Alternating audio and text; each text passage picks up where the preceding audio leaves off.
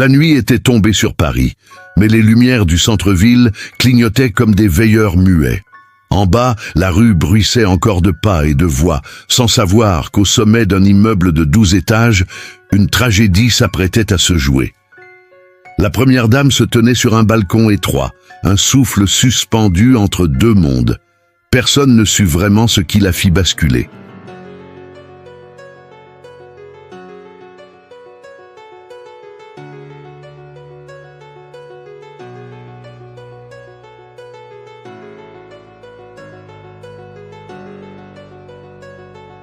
Un vertige, une ombre derrière elle, ou simplement la mécanique cruelle du hasard. Ce que l'on sait, c'est qu'un cri fendit l'air, un cri que des témoins jurèrent entendre longtemps après que son corps eut quitté le rebord. 12 étages. Chaque étage, une fraction de seconde. Chaque seconde, un combat instinctif pour s'accrocher à quelque chose qui n'existait pas. Le vide l'engloutissait. Mais l'histoire, elle, ne faisait que commencer.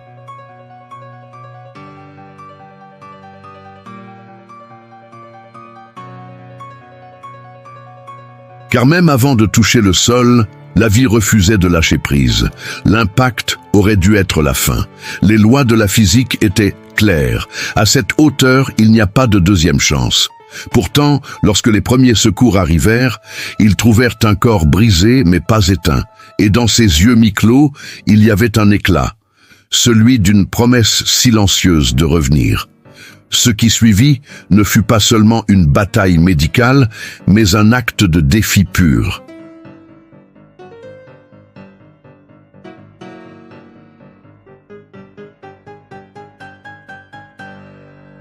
Une suite d'opérations risquées, de décisions interdites, de nuits où la mort rôdait dans les couloirs de l'hôpital.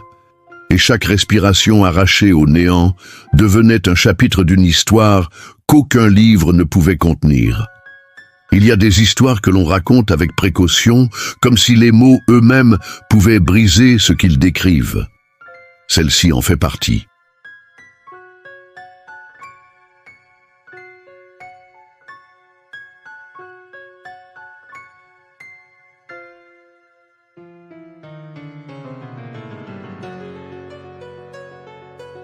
La chute d'une première dame du sommet d'un immeuble de 12 étages aurait dû entrer dans les registres comme une tragédie nationale. Mais ce qui s'est passé ensuite a défié toutes les probabilités. Transportée d'urgence dans un hôpital sécurisé, elle présentait des fractures multiples, des lésions internes massives et un pronostic de survie quasi nul.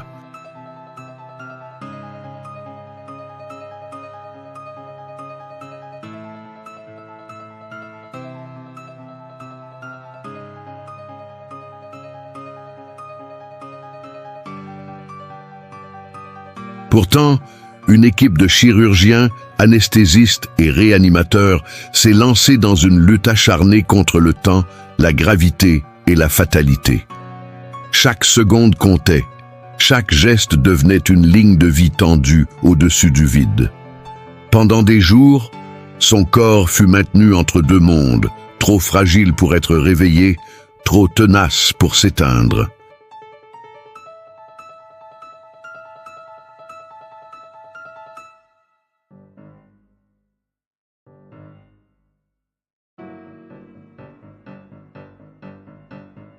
Les décisions médicales franchirent des lignes invisibles, flirtant avec des protocoles expérimentaux, parfois à la limite de ce que la loi autorise.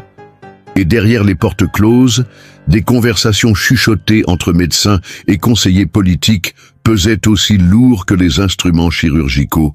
Ce que vous allez entendre n'est pas seulement un récit de survie, c'est un voyage dans les entrailles de la médecine extrême.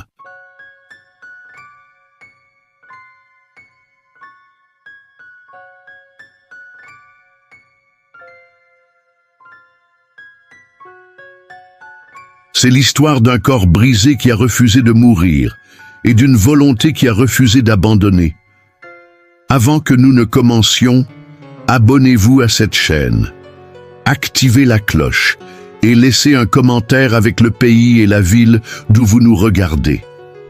Car ce que vous allez découvrir aujourd'hui, c'est ce qui se passe quand la mort pense avoir gagné, mais qu'elle se trompe.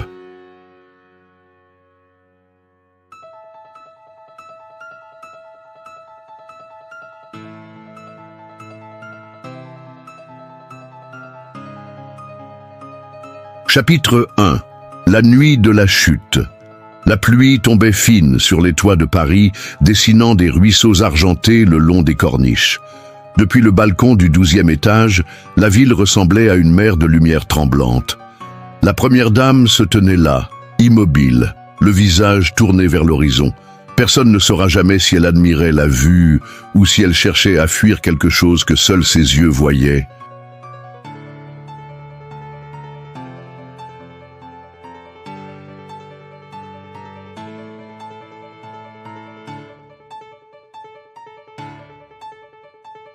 Les témoins diront plus tard avoir entendu un claquement, comme une porte qui se referme, suivi d'un cri bref.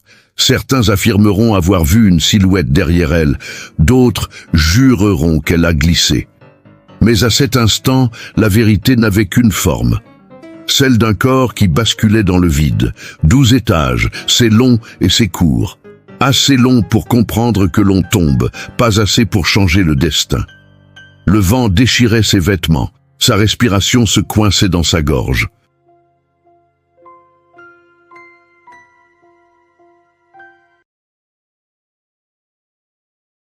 Le sol se rapprochait, implacable, comme une promesse d'effacement.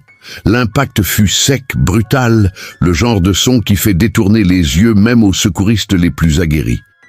Le silence qui suivit n'était pas celui de la mort, mais celui de l'incertitude. Son corps, brisé en plusieurs points, gisait sur les pavés froids. Mais il y avait, dans la faible brume qui s'échappait de ses lèvres, un signe de vie. L'ambulance arriva en moins de 4 minutes.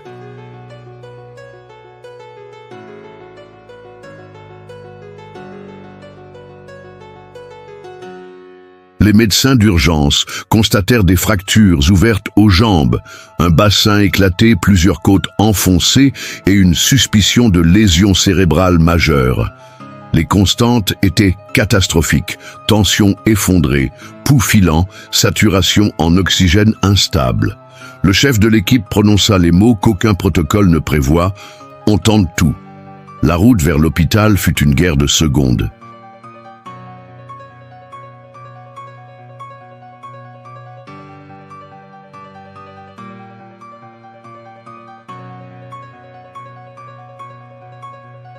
Chaque virage arrachait un gémissement à son corps.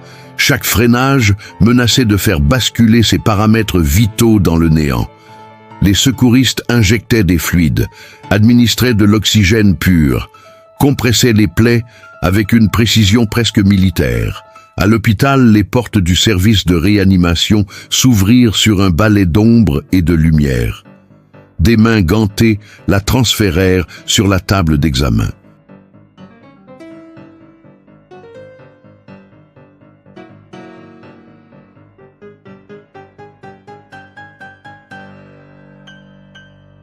L'odeur métallique du sang se mêlait au parfum stérile des désinfectants. Un silence tendu régnait, seulement interrompu par les ordres brefs. Pression artérielle. Saturation. Préparez le bloc. Les premières radios confirmèrent l'ampleur des dégâts. Bassin fracturé en 3 points, hémorragie interne massive, un poumon partiellement effondré. Le scanner cérébral montra un hématome qui, sans intervention rapide, la plongerait dans un coma irréversible.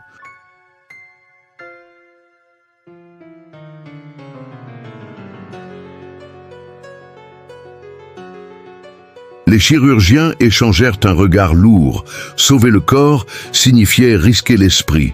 Le chef de chirurgie, le docteur Lemaire, prit la décision qui allait lier toute l'équipe à cette nuit. Intervention immédiate, plusieurs équipes opérant simultanément, avec recours à des techniques rarement tentées. On ne joue pas pour prolonger, on joue pour ramener. Ces mots, gravés dans le silence, sonnèrent comme un pacte. Alors qu'on l'endormait, son cœur ralentit dangereusement.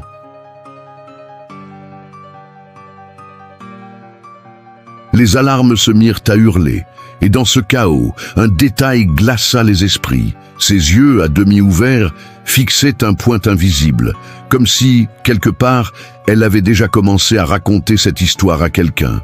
Chapitre 2. Le couloir des décisions. Le chariot fendit le couloir comme une barque au milieu d'un fleuve d'ombre. Les néons clignotaient par intervalles, dessinant sur les murs des taches pâles qui semblaient respirer.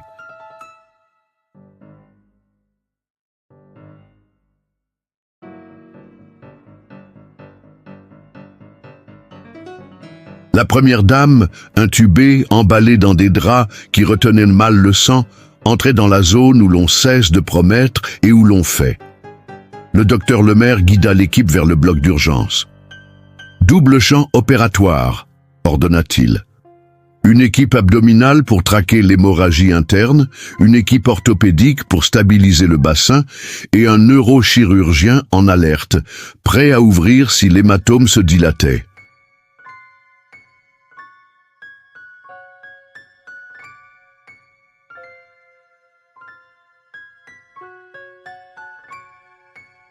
À ce stade, chaque minute avalée par la décision en coûtait 10 au corps. Dans la salle de préparation, une infirmière rasa rapidement une bande de cheveux au niveau temporal, là où la ponction de décharge pourrait être tentée. La peau frissonna, non pas de froid, mais d'un réflexe ancien, le vivant qui reconnaît le métal. L'anesthésiste vérifia les voies, réajusta la pipe, lança une perfusion de sang O négatif.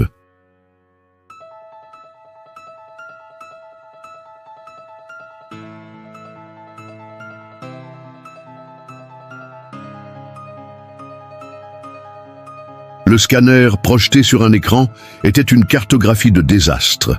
Saignements multiples, poches de sang comprimant le parenchyme cérébral, pelvis éclaté comme une vitre. Pourtant, au milieu de la catastrophe, un chiffre tenait tête. Une pression artérielle juste assez haute pour négocier, juste assez basse pour ne pas tuer. « On commence par l'abdomen », trancha Lemaire. Les pinces se mirent à chanter. La succion avala le noir rouge.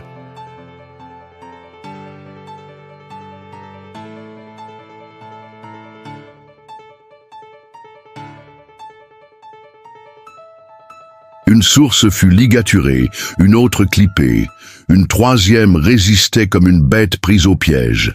La main de Lemaire ne tremblait pas. Derrière le masque, ses yeux calculaient l'ordre des gestes comme on égrène un chapelet.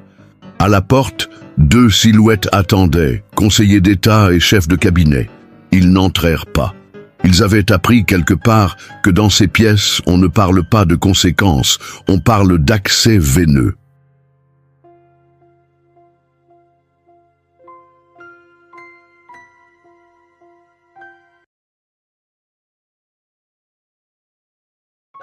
Pourtant, leur téléphone vibrait comme des insectes affolés.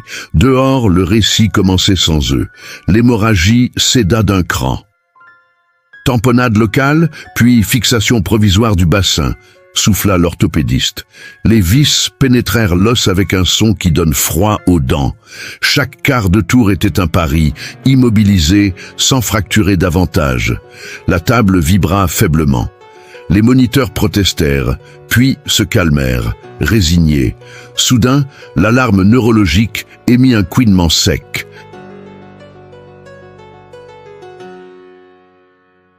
La pupille gauche s'élargit d'1 millimètre, un monde. Le neurochirurgien s'approcha, lampe frontale allumée. « On ponctionne au lit », proposa-t-il. Lemaire acquiesça d'un signe. Une aiguille fine entra, traversa la peau, la durmère et libéra quelques gouttes sombres. Le moniteur cessa de hurler. Le cerveau provisoirement acceptait. Au-dessus de la table, un silence épais liait les respirations.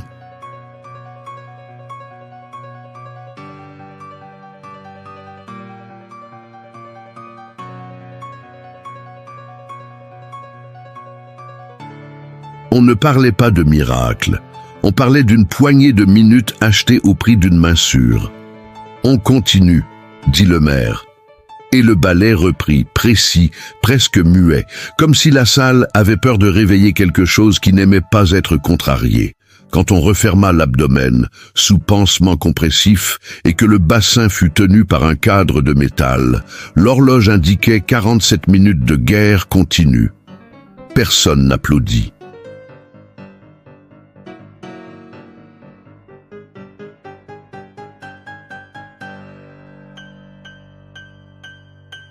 Le maire regarda le visage de la patiente, cireux, lointain. « Réa », dit-il, et la porte s'ouvrit sur un couloir plus long qu'une nuit d'hiver. Chapitre 3. L'aquarium de verre. En réanimation, les murs étaient en verre, et la vie circulait dedans comme un poisson réfractaire à la lumière. La première dame flottait sous les branches du respirateur, multiprises de tuyaux enfoncés dans la chair. À ses pieds, le drainage pleurait une lente pluie rouge.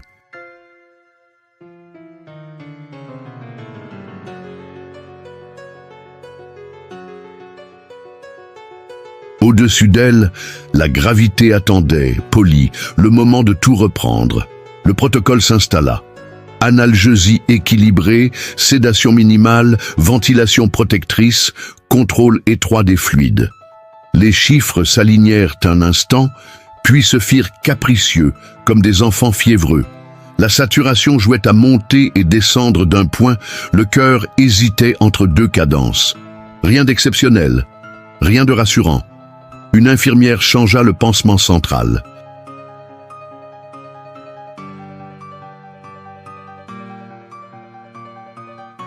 Le sang chaud effleura ses gants. Elle pensa à ces histoires qu'on raconte plus tard, dans les cantines, à mi-voix. Pas pour effrayer, pour se souvenir que le miracle est une addition de gestes, pas un coup de théâtre. Les politiques vinrent, par deux, par trois, s'alignant derrière la vitre. Ils ne posaient pas de questions médicales, ils cherchaient des sourires qui n'existaient pas.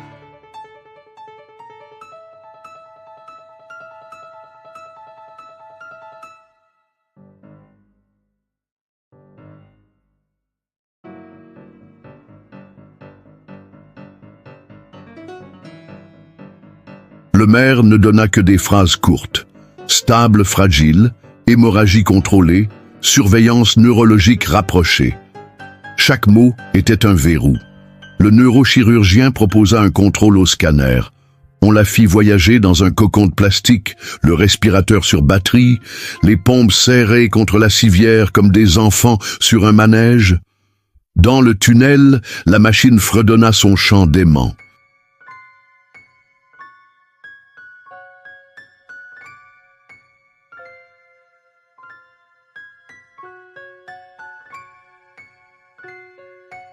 Les images revinrent. L'hématome avait diminué d'un souffle, mais l'œdème montait paresseux et menaçant. De retour, le maire regarda l'écran. « Hypertonique, palier court », décida-t-il. Le sérum salé glissa dans la veine. Le cerveau, parfois, préfère l'océan. Les chiffres se redressèrent un peu. On crut entendre la salle respirer. Non pas de soulagement, mais d'accord à durée déterminée. La famille n'entra pas.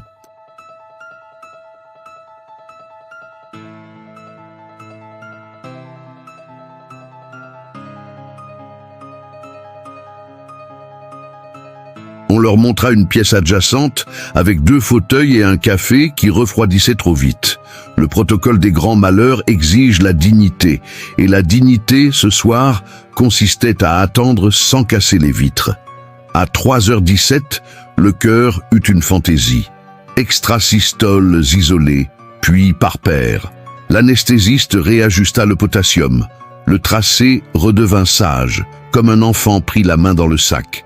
Le maire nota l'incident, puis effaça mentalement la ligne.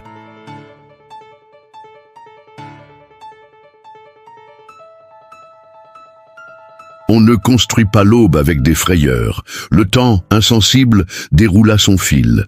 Une garde se changea, une autre s'installa, les chariots sifflèrent sur le sol, les alarmes piaillèrent comme des moineaux. La patiente restait là, arrimée au monde par des tuyaux et quelques promesses. On aurait dit une ville plongée sous l'eau qui attend la décrue. Vers 5 heures, le maire posa la paume sur le drap, à hauteur du sternum. « Tenez », murmura-t-il. La peau ne répondit pas.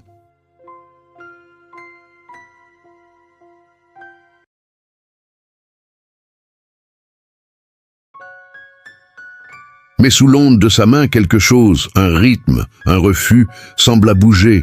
Parfois, le vivant est un mot si petit qu'il tient dans un geste. Chapitre 4. Les heures sans nom. Le matin se leva en coulisses, timide, et s'étira le long des baies vitrées. Dans la chambre, rien ne changea vraiment. La même lumière blanche, les mêmes bips réguliers, le même décor d'acier et de plastique.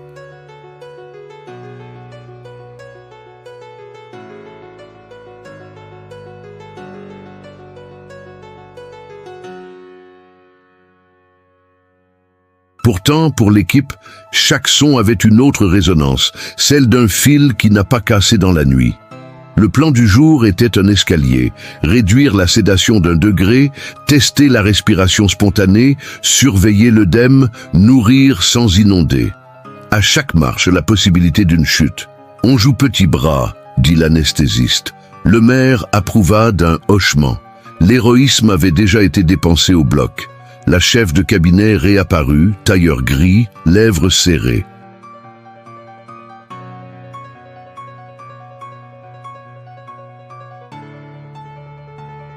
Le pays demande des nouvelles. Le maire montra la patiente. Voici les nouvelles. Elle est vivante. Le reste n'existe pas encore. Elle nota quelque chose sur un calepin immaculé. Les mots aiment l'immaculé. La biologie, non. Premier test de déclampage ventilatoire.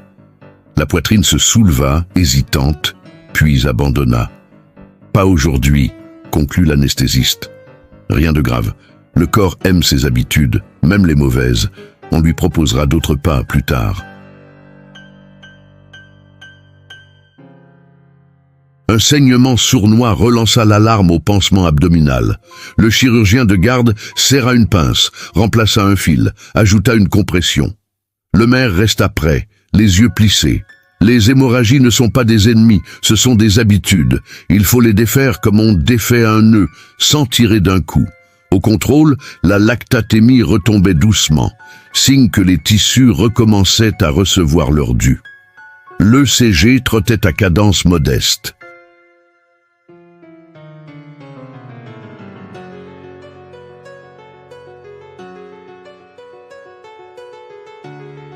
La pression, maintenue par une petite main de noradrénaline, fit semblant d'être naturelle. Dehors, on eût dit une journée ordinaire. Dedans, chaque millimètre de mercure était une négociation. Quand la famille put enfin approcher la vitre, il n'y eut pas de larmes spectaculaires, juste des yeux qui apprennent une langue nouvelle, celle des moniteurs, des drip chambers, des cathéters. On pleure moins quand il faut lire. L'orthopédiste vint parler pelvis et plaques définitives.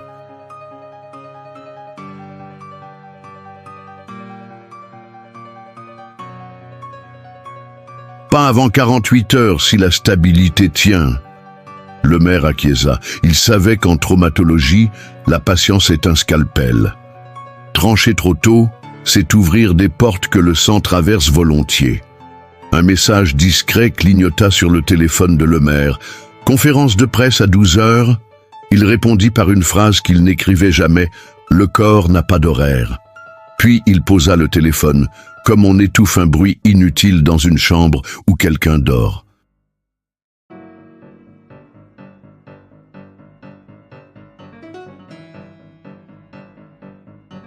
À midi moins 10, la première dame eut un mouvement des doigts, minuscule, à peine plus qu'un frisson. Les capteurs n'en firent pas mention. L'infirmière, elle, le vit. Elle ne dit rien. Elle posa simplement sa main sur la barrière du lit, comme on pose une pierre sur une rive en train d'apparaître. Chapitre 5. L'équilibre sur le fil. L'après-midi s'étirait dans la réanimation comme un fil tendu au-dessus d'un précipice.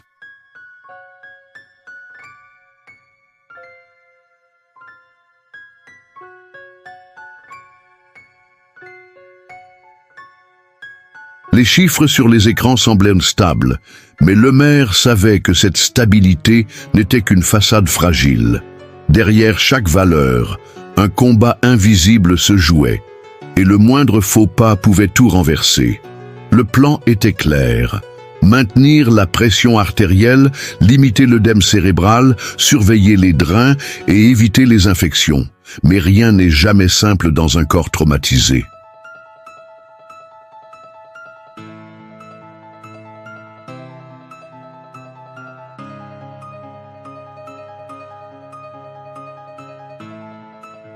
Chaque intervention déclenche une réaction en chaîne, et le chirurgien savait que la journée ne se terminerait pas sans surprise.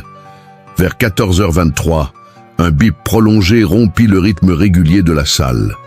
La saturation en oxygène descendait, lente mais inexorable. L'anesthésiste vérifia le tube endotrachéal. Pas de déplacement, pas de sécrétion obstruante. Alors, pourquoi cette baisse ? Les poumons, déjà meurtris par l'impact, semblaient refuser l'air comme on refuse un intrus.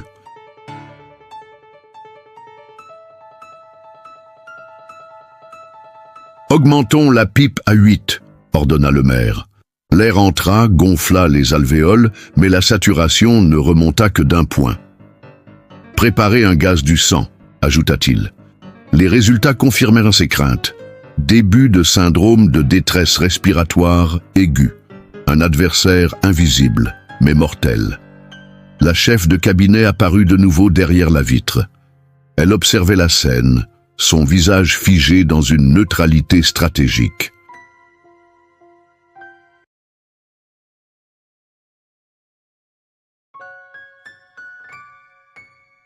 Elle savait que chaque instant de faiblesse clinique pouvait se transformer en crise politique.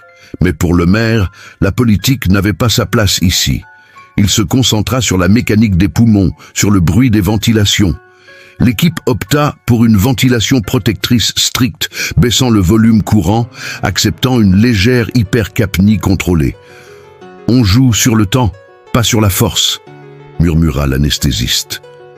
Les bips reprirent un rythme moins inquiétant.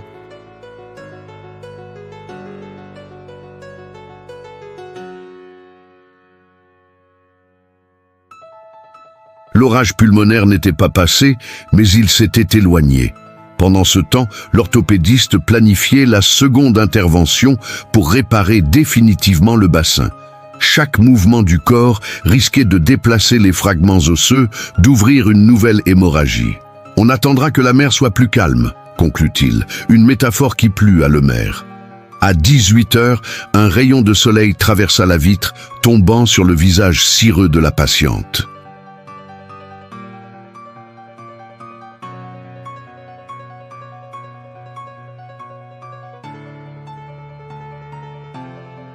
Le maire le remarqua. Ce contraste entre la lumière dorée et les ombres profondes de la salle créait une image presque irréelle. Une image qu'il savait pouvoir se briser au moindre bip strident. Le soir approchait, et avec lui, l'inquiétude que la nuit apporte toujours en réanimation. Les corps se fatiguent, les chiffres dérivent, les imprévus se multiplient. Le maire rassembla l'équipe. On reste vigilant, la nuit sera longue.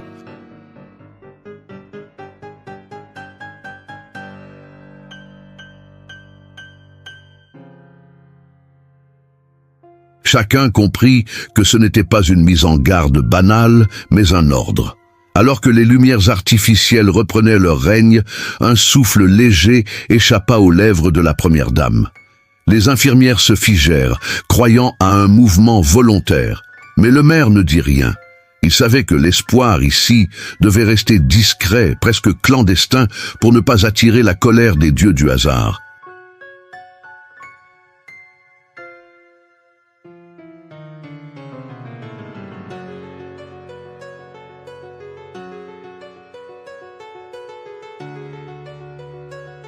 Chapitre 6. L'orage silencieux. La nuit venait à peine de tomber, quand la réanimation prit l'allure d'un théâtre clos. Les rideaux du monde extérieur étaient tirés. Au-delà des baies vitrées, il n'y avait plus que la noirceur, et dans la salle, une lumière blanche et dure qui ne connaissait ni l'aube ni le crépuscule. Les moniteurs projetaient des lueurs vertes et rouges sur les visages masqués, chaque bip semblant ponctuer une phrase que personne n'osait prononcer.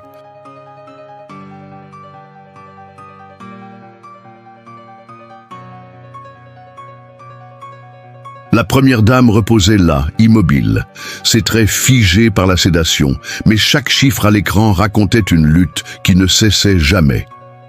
À 23h14, l'infirmière de garde remarqua une hausse de la température corporelle. D'abord 38,1 degrés, puis 38,5 degrés 15 minutes plus tard. Les gestes devinrent plus rapides, presque imperceptiblement. Les cultures sanguines furent préparées, une radiographie pulmonaire demandée.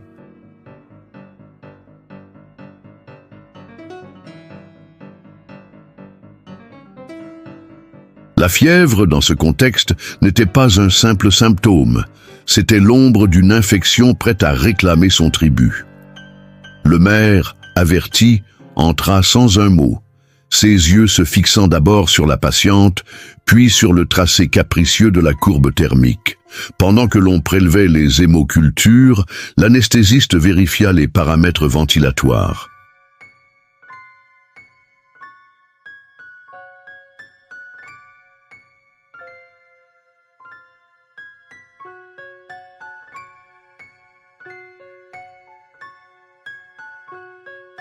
Les poumons, déjà marqués par l'impact de la chute et les jours d'assistance mécanique, montraient des signes d'irritation, pression de plateau élevée, compliance réduite.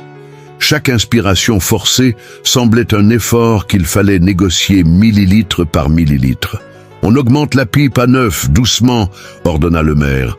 Le respirateur répondit par un souffle plus appuyé, mais la saturation remonta à peine comme une marée paresseuse.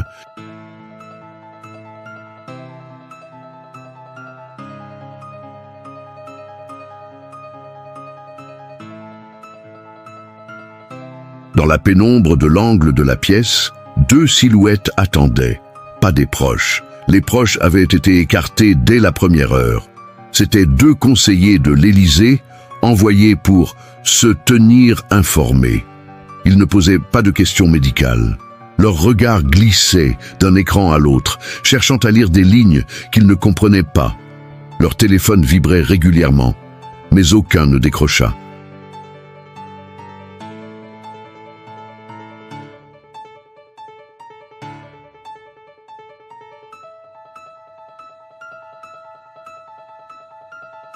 L'odeur métallique du sang mêlée au désinfectant ne se prêtait pas aux conversations politiques. Les résultats préliminaires montrèrent une élévation de la CRP et de la procalcitonine, signe biologique d'une réponse inflammatoire.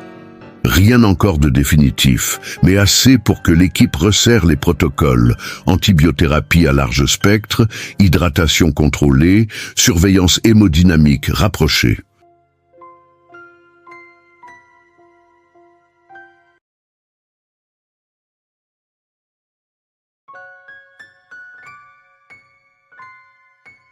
Le bruit des pompes à perfusion s'intensifia légèrement, un cliquetis régulier qui se mêlait au chuintement constant du respirateur. Chaque machine avait sa voix, et cette nuit, elles chantaient toutes ensemble un air fragile. À 1h07, un épisode bref de désaturation alerta toute la salle. L'oxygène inspiré fut augmenté de 50% à 60%, la pipe ajustée encore d'1 point.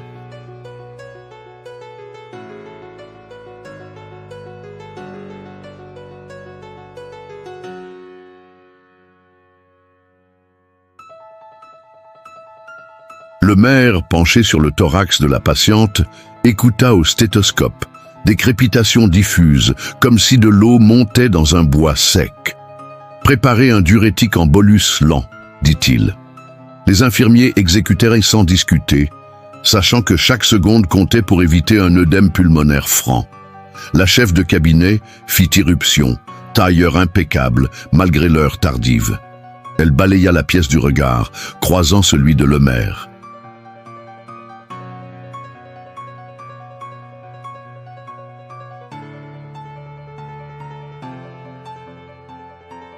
« Est-ce grave ?» demanda-t-elle, comme si une réponse simple pouvait tenir dans un mot. « C'est en équilibre », répondit-il. Ce n'était ni un mensonge, ni une vérité complète. Elle hocha la tête, recula de 3 pas, et resta là, figée, observant la scène comme on regarde une partie d'échecs dont on ne connaît pas les règles. Les heures suivantes furent un ballet de gestes calibrés. Aspiration des voies aériennes, réajustement des lignes veineuses, repositionnement des capteurs.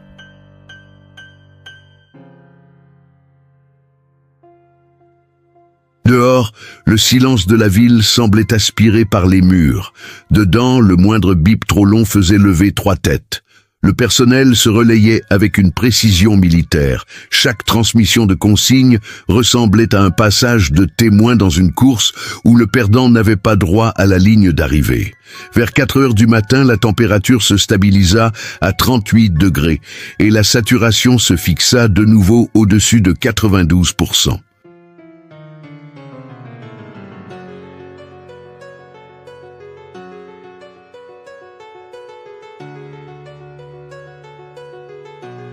Rien de spectaculaire, mais dans cette salle, c'était une victoire. Les lumières, pourtant, ne semblèrent pas plus chaudes. Les visages restaient fermés. Chacun savait que l'orage n'était pas terminé. Il s'était simplement éloigné un peu, prêt à revenir au moindre faux pas. Avant de quitter la salle pour une brève pause, le maire posa sa main gantée sur la barrière du lit. « Tenez encore », murmura-t-il.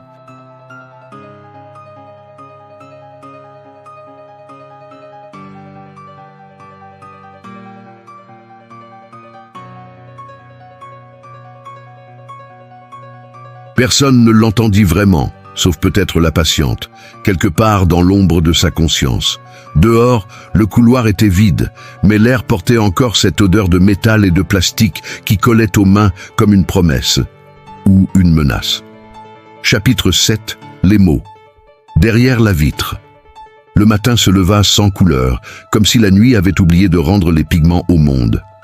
Dans la réanimation, la lumière électrique diluait les ombres, mais ne les chassait pas.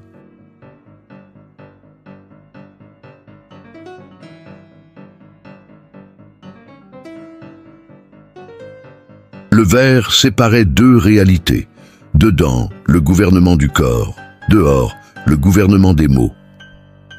La chef de cabinet revint, accompagnée d'un conseiller en communication qui portait un costume trop neuf pour un couloir de soins intensifs. Ils restèrent derrière la vitre, à mi-chemin entre la curiosité et la crainte, comptant les bips comme on compte des arguments. Le maire, déjà debout depuis des heures, observait la courbe de la pression artérielle.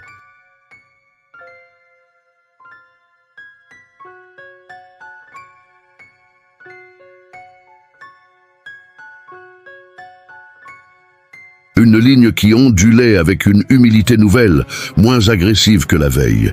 Palier de sédation, moins 10%, dit-il. L'anesthésiste acquiesça, ajusta la perfusion de propofol et d'analgésique. On l'effleure, pas plus, murmura-t-il, comme s'il parlait à une porte qu'on n'ose pas ouvrir d'un coup.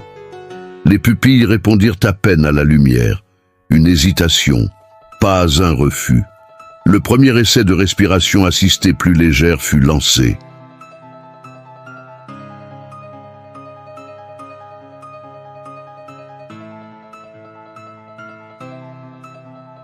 Le ventilateur, réglé en mode de soutien, invita la poitrine à participer. Une inspiration, courte, puis une autre, un peu meilleure. La machine reconnut l'effort et se retira d'1 millimètre symbolique. Sur l'écran, la courbe de volume prit une forme moins impérative. « Elle accepte », dit l'anesthésiste, notant les valeurs. L'oxygène fut réduit d'1 point. La saturation tint, fière et fragile.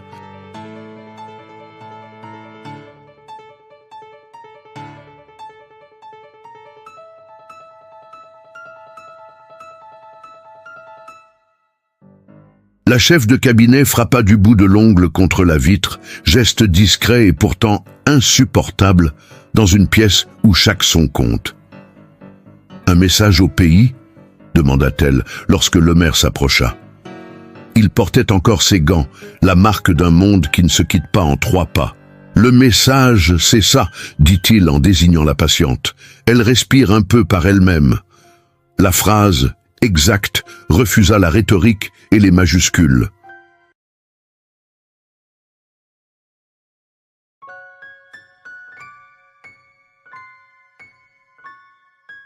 À 10h20, l'infirmière remarqua une sueur subtile sur le front de la patiente.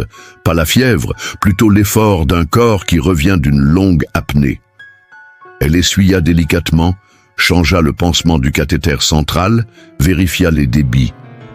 Les drains abdominaux rendaient moins, l'hémorragie, ce fleuve obstiné, acceptait de devenir ruisseau. L'odeur de désinfectant dominait de nouveau, plus présente que celle du fer. C'était un parfum de coulisses, pas de scène.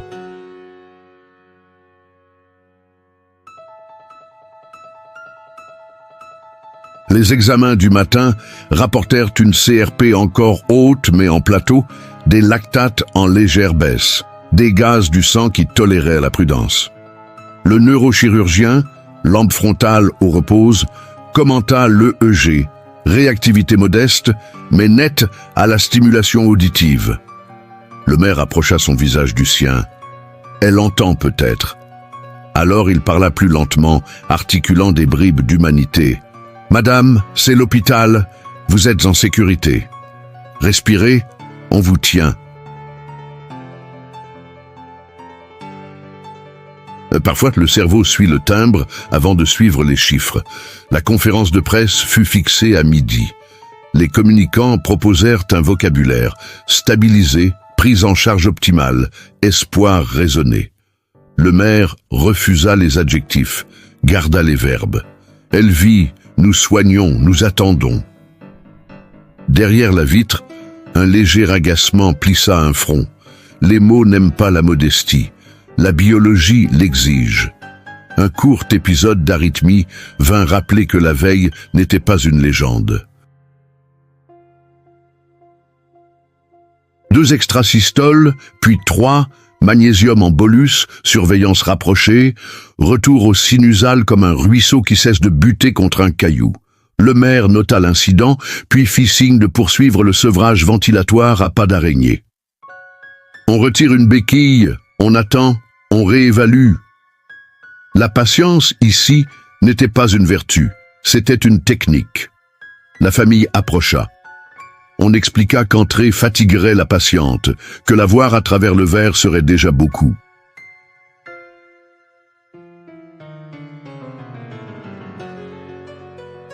Les doigts se posèrent contre la paroi froide. Une jeune voix demanda si elle souffrait. « Nous tenons la douleur comme on tient une main », répondit l'infirmière. Derrière le masque, ses yeux souriaient. On sourit avec ce qu'on a. À 12h03, le maire se présenta devant les caméras pour 20 phrases, et pas une de plus. Il dit « réanimation, sévérité, prudence », et termina par « aujourd'hui, elle gagne du temps ».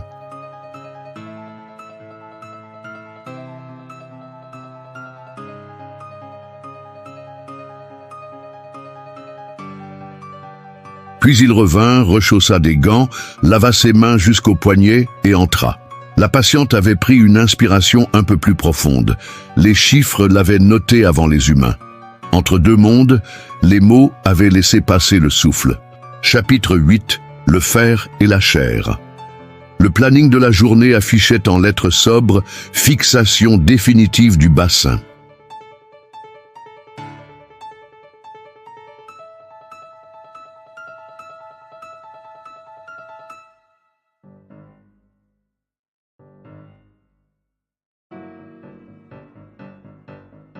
L'orthopédiste, une femme au geste économe, répéta le plan devant l'équipe. Plaque antérieure, vie ilio-sacrée, contrôle fluoroscopique, hémostase scrupuleuse. 2 heures si le corps coopère, 4 si la réalité rappelle ses droits, dit-elle. Le maire hocha la tête, la réanimation embraya. Transfert sécurisé, respirateur sur batterie, pompe fixée, monitoring portable. On voyageait comme on déplace une cathédrale, en silence et centimètre par centimètre.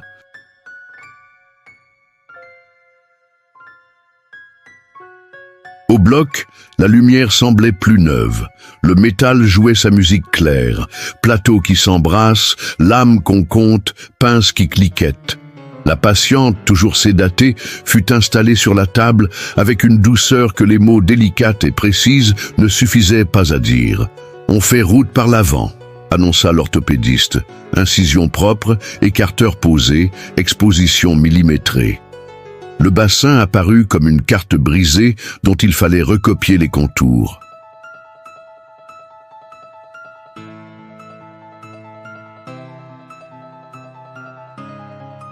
La fluoroscopie guida les premiers ancrages. L'os, contusionné, protesta d'un craquement sourd. Non pas la cassure, mais la mémoire de la cassure. Trajectoire correcte, confirma le manipulateur radio. Les vis cherchèrent leur chemin, avec une résistance honnête. Chaque demi-tour de tournevis était un pas de plus sur un pont invisible. Le maire, au champ, gérait l'hémostase comme on gère une frontière.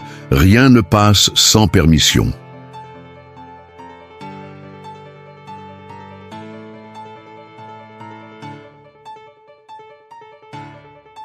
Au deuxième plan, une suintement inattendue se déclara dans un repli musculaire. Rien de spectaculaire, mais assez pour rappeler la première nuit. Pince, coagulation, compresse tiède, la saignée obéit. Par-dessus l'épaule, l'orthopédiste lança « Le corps n'oublie pas, faisons-lui comprendre qu'il peut faire confiance ». Ses mains parlèrent la langue des angles et des forces. La plaque épousa l'os comme une phrase bien ajustée. Les vis iliosacrées demandèrent un silence absolu.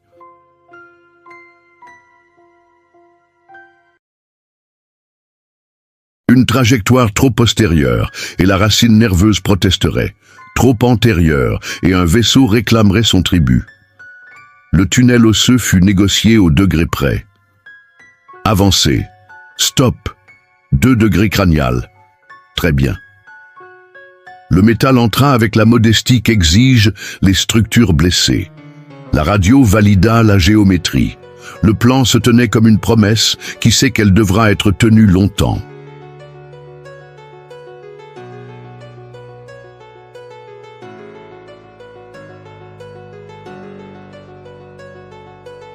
Pendant ce temps, l'anesthésiste gardait l'hémodynamique dans un couloir étroit, ni trop haut, ni trop bas, ni trop sec, ni trop plein. Les gaz du sang murmuraient un satisfecit prudent. La température, contrée par des couvertures actives, refusait la dérive vers le froid opératoire. On avait l'impression qu'une orfèvrerie simultanée travaillait partout, au bassin, aux poumons, à la pression, aux nerfs.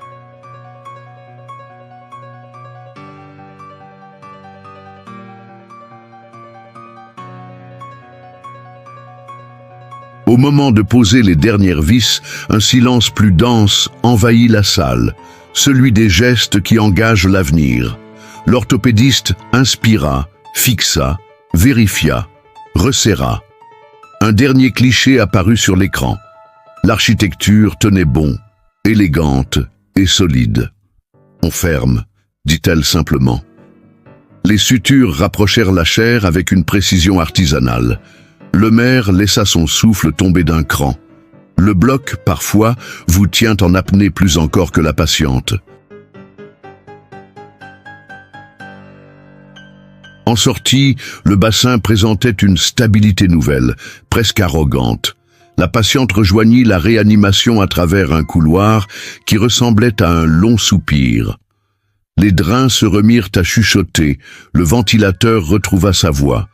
Les chiffres, lents, redescendirent de l'altitude opératoire. « Douleur anticipée, protocole multimodal », ordonna le maire. Pas question de laisser la souffrance imprimer son alphabet dans le système nerveux.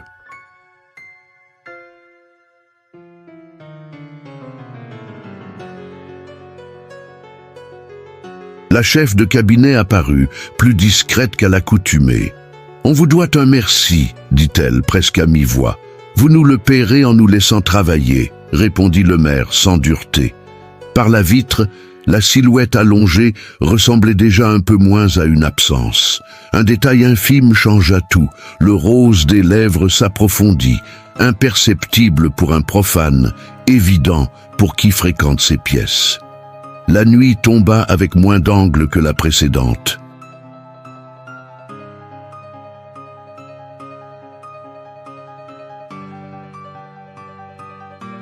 Dans la note de fin d'intervention, l'orthopédiste écrivit « Fixation satisfaisante, alignement correct, stabilité compatible avec rééducation ultérieure ».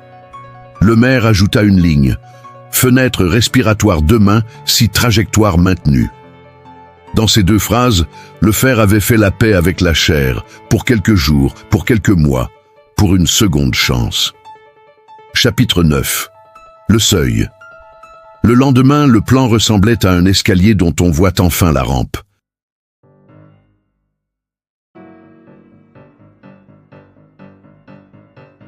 Sévrage ventilatoire progressif, diminution de la sédation, évaluation neurologique, mobilisation minimale. Le maire répéta « Pas d'héroïsme, démarche ». L'anesthésiste sourit sous le masque. C'était leur refrain, et il n'avait pas vieilli.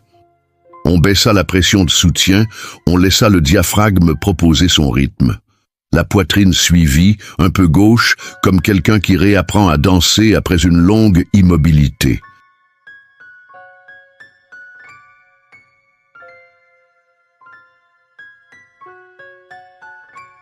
Les premières minutes furent inégales.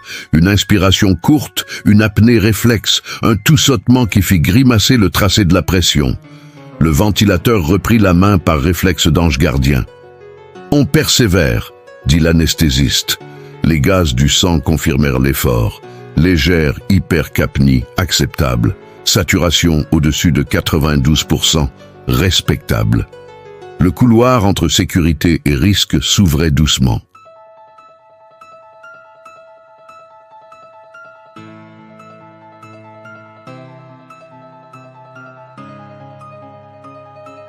La sédation, allégée d'un cran, laissa s'insinuer de petits mouvements.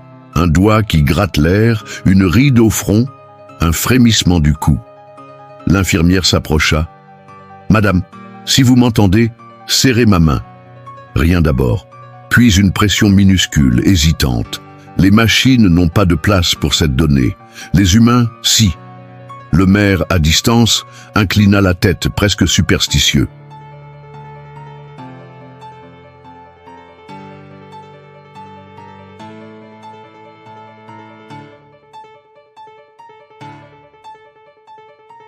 Le neurochirurgien observa l'EEG, des crêtes plus affirmées sous stimulation, une réactivité qui n'était pas un feu d'artifice, mais pas non plus un désert. « Elle vient », dit-il. Personne n'applaudit. Dans ces pièces, on n'applaudit que les mains qui se lavent. 1 heure passa, puis 2. Les paramètres respiratoires permirent de retirer un peu plus l'aide. L'oxygène fut réduit. La courbe maintint son allure sans drama. La fièvre, vexée de la veille, tenta un sursaut à 37,2.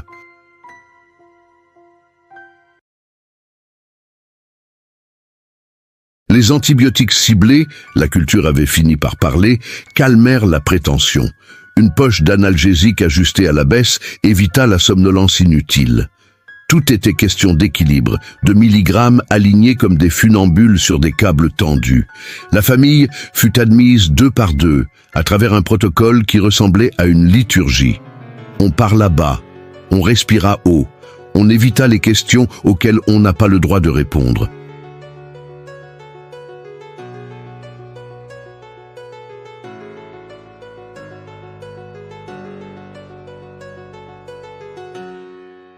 L'infirmière glissa, il se peut qu'elle entende. Alors ils dirent des choses simples, comme on pose des pierres plates au milieu d'un gué.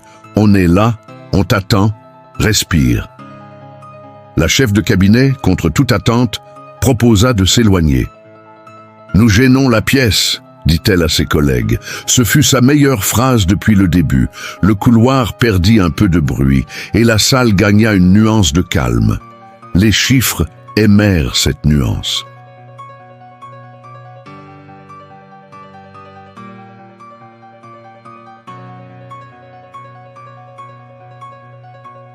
À 16h09, un phénomène discret eut des conséquences immenses. Une larme, unique, roula de la commissure de l'œil, s'accrocha à la pommette et disparut dans le drap. L'infirmière la vit. Les moniteurs non. Elle ne dit rien, posa simplement une main gantée sur la barrière et resta là le temps d'une respiration. Le maire, qui écrivait une note, releva la tête sans savoir pourquoi. Le soir venu, on coucha sur la feuille. Possibilité d'extubation au matin si trajectoire maintenue.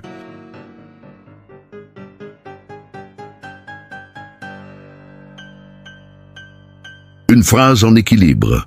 Un pont entre deux rives. Le maire la relut, retira un adverbe, ajouta 1 heure à la surveillance rapprochée. La médecine aime les marges, c'est là qu'on écrit ce que la page centrale ne peut pas dire. La nuit passa sans drame. À l'aube, la patiente respirait avec une aide symbolique. La pression restait loyale, l'oxygène modeste. L'équipe entra avec un silence différent, celui des départs possibles.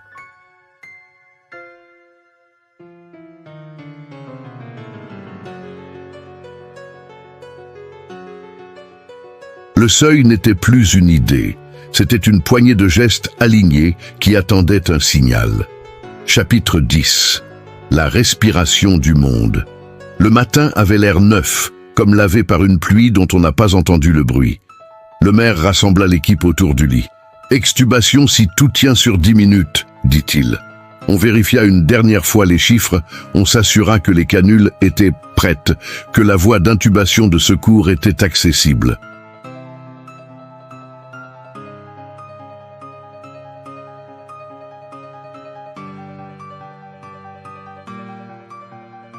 La prudence ne contredit pas l'espoir, elle l'outille. À mon signal, fit l'anesthésiste. Le ballonnet fut dégonflé, le tube tiré d'un geste sûr et doux. La gorge protesta, la patiente toussa, l'air entra sans plastique. Une première inspiration, trop courte. Une seconde, un peu mieux. Une troisième, presque belle. Les machines se retirèrent d'un pas. La poitrine trouva un rythme. Le monde circula par la bouche comme un visiteur enfin autorisé.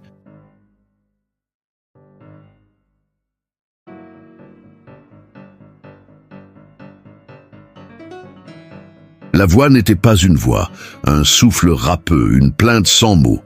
On posa des lunettes d'oxygène humides et discrètes. La saturation resta fidèle. Le cœur garda sa cadence têtue. « Vous savez où vous êtes ?» demanda le maire. Les paupières clignèrent 2 fois. « Hôpital » articula-t-elle dans un souffle, syllabe ébréchée comme une vaisselle ancienne qui refuse de se briser. La douleur, tenue en respect, réclama malgré tout un siège.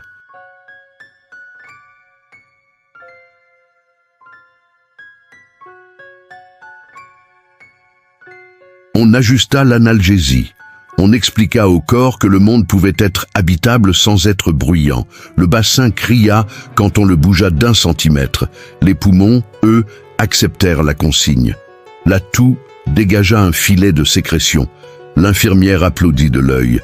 C'est un sport où l'on compte les gestes utiles, pas les beaux.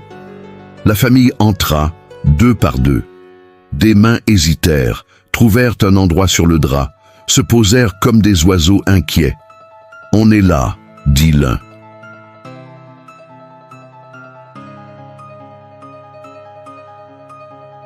Respire », dit l'autre.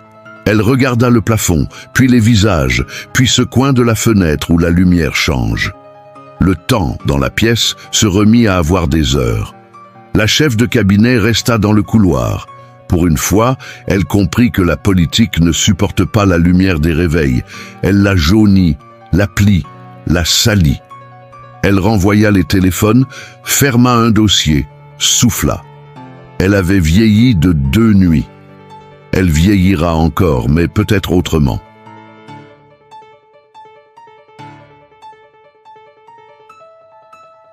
Un kinésithérapeute entra avec une voix de marée basse. « On commence petit, respirez mieux, mobilisez un doigt, puis un autre. » Il parla d'exercice, de patience, de muscles qui se souviennent et de nerfs qu'on apprivoise. La patiente écouta avec des yeux très ouverts, comme si on lui présentait une carte d'une ville où elle n'a jamais été.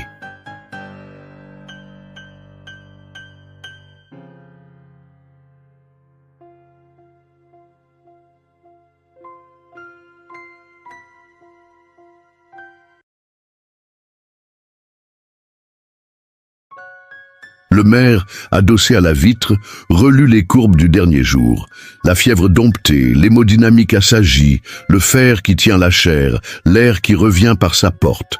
Il pensa à toutes les nuits qui suivront. Douleur, rééducation, angoisse qui cogne quand la chambre est trop silencieuse.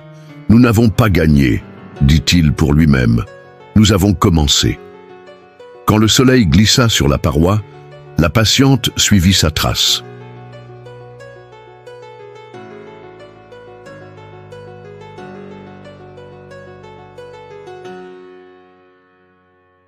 Elle mouilla ses lèvres, demanda de l'eau à la paille, but 2 gorgées comme on signe un pacte. Sa voix, 1 minute plus tard, trouva 2 mots entiers. « Je reste ». Il n'était pas pour la presse, ni pour l'histoire. Il s'adressait à ce corps qui hésitait depuis des jours, à ce vide qu'il avait appelé et qu'elle venait de décevoir. Le monde respira avec elle sans bruit.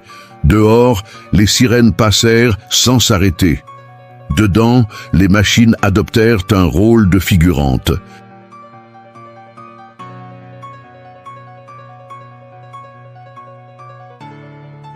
La réanimation, soudain, sembla trop petite pour contenir la suite. 1 semaine, 1 mois, 1 an.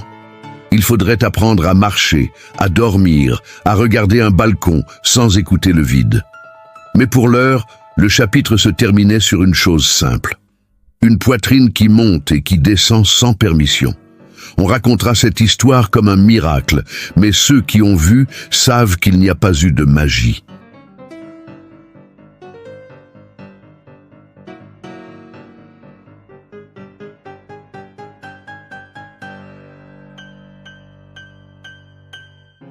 Il y a eu des nuits entières passées à calculer chaque millilitre, à écouter un cœur hésitant, à négocier avec des poumons têtus.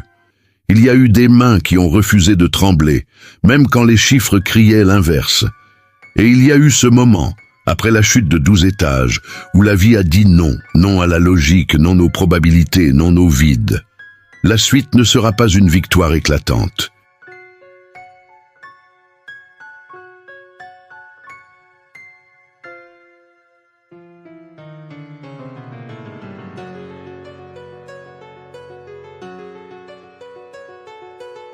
Ce sera un chemin long, fait de rééducation douloureuse, de nuits hantées par la mémoire de la chute, de muscles qui réapprennent et de cicatrices qui parlent plus fort que les mots.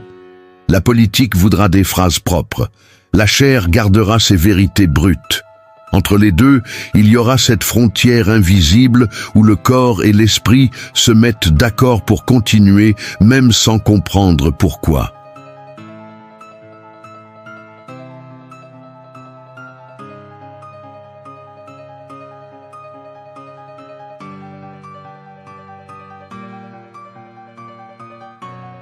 Si vous écoutez cette histoire depuis une autre ville, un autre pays, retenez ceci, certaines lignes sont tracées pour nous protéger, d'autres pour sauver. Cette nuit-là en France, on a franchi la seconde. Et quand la première dame a inspiré sans machine, ce n'était pas un triomphe, c'était une promesse murmurée au bord de l'abîme. Je reste.